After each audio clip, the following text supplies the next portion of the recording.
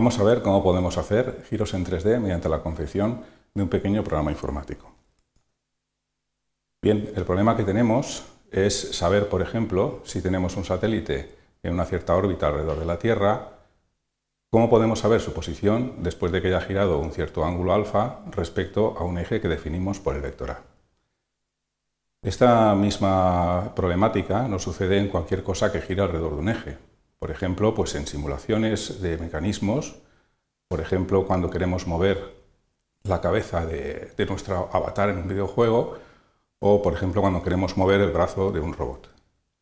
En definitiva, lo que necesitamos es saber una función que, dado un punto, un ángulo alfa y un vector A, nos permita calcular la posición definitiva del punto Q.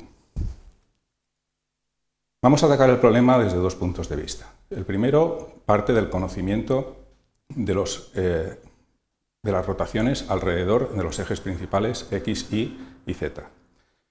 Estas rotaciones se implementan mediante unas matrices 3×3 que aparecen aquí en la pantalla. Por ejemplo, si quisiéramos girar alrededor del eje X, pues lo único que necesitaríamos sería poner el punto P que pretendemos girar en columna, las coordenadas serían P sub X, P sub Y y P sub Z del punto, y aplicaríamos la matriz, por ejemplo, alrededor del eje X, la matriz R sub A sub alfa X.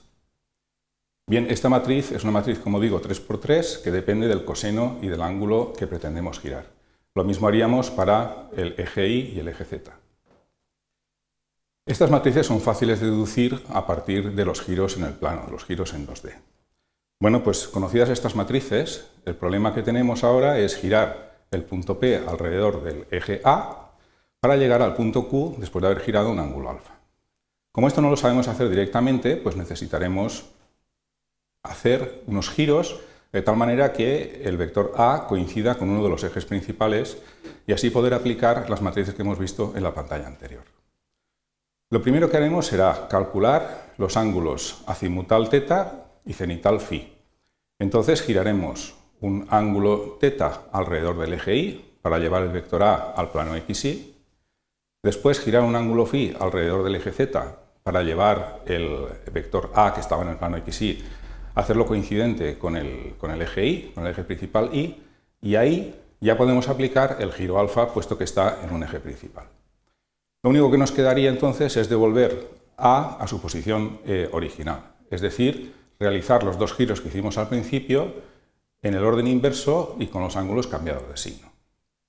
Esto nos da una composición de 5 giros que se plantea como el producto de 5 matrices de rotación. Estas 5 matrices de rotación se aplican de derecha a izquierda, es decir, si elegimos poner las coordenadas de los puntos en columna, como aparece en la pantalla, la primera matriz que se aplicaría sería la que estaría más cerca del punto, es decir, la que está a la derecha. Y la última sería la que se aplicaría, la que está a la izquierda, sería el último giro que realizaríamos.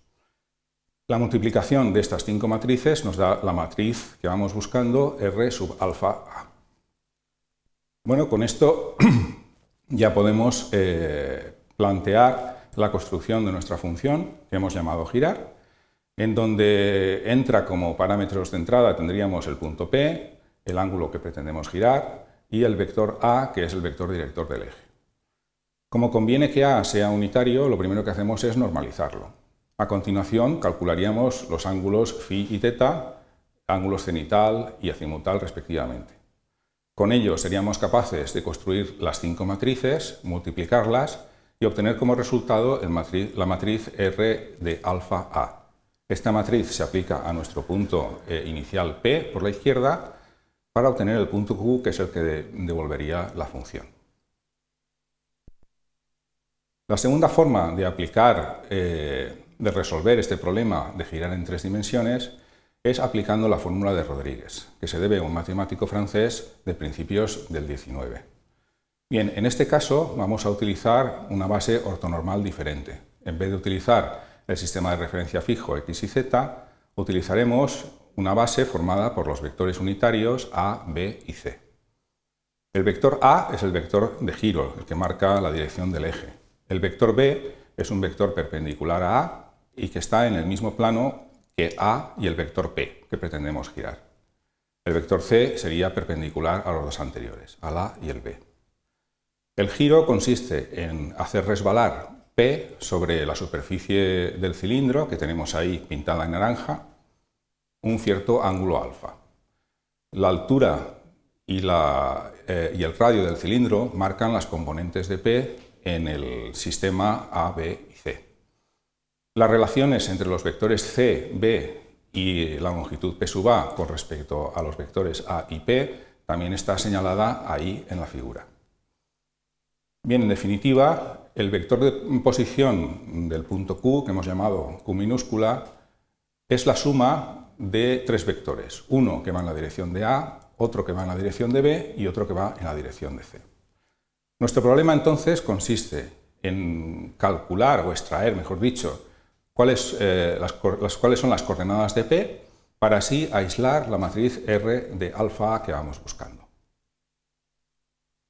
Bien, para ello lo único que hacemos es sustituir los valores que hemos visto en la pantalla anterior, C, B y P sub A, en la fórmula vectorial que habíamos visto antes, de tal manera que podemos decir que el vector Q minúscula es ahora la suma de tres vectores. Uno que va en la dirección de A, la dirección del eje, otro que va en la dirección del vector posición del punto P, el vector P minúscula, y otro que va en la dirección perpendicular a los dos anteriores.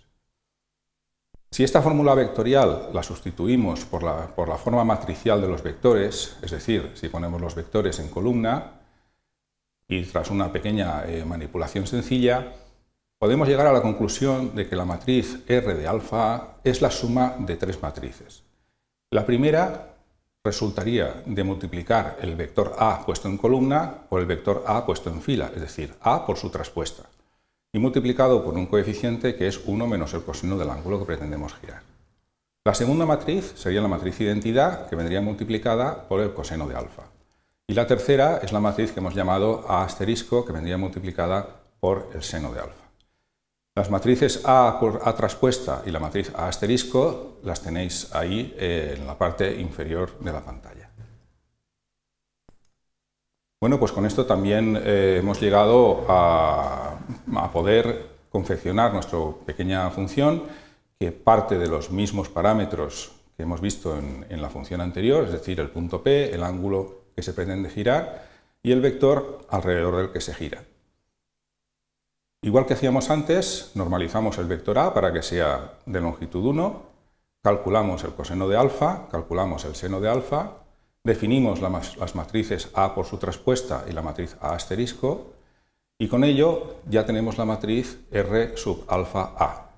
Esta matriz, que resulta de la suma de como hemos visto, de las tres matrices anteriores, se aplica a P por la izquierda y nos da el punto Q, que es el punto que tenemos que devolver en la función. Bien, hemos visto con esto cómo realizar giros en tres dimensiones respecto a un eje cualquiera mediante dos maneras. La primera por composición de giros respecto a los ejes principales y la segunda mediante la aplicación de la fórmula de Rodríguez. Yo recomiendo utilizar este segundo método, el de la fórmula de Rodríguez, porque realiza menos operaciones y por tanto resulta más eficiente. Bien, con esto ya podemos resolver nuestro problema inicial, que era calcular la posición de nuestro satélite en cualquier punto de su órbita.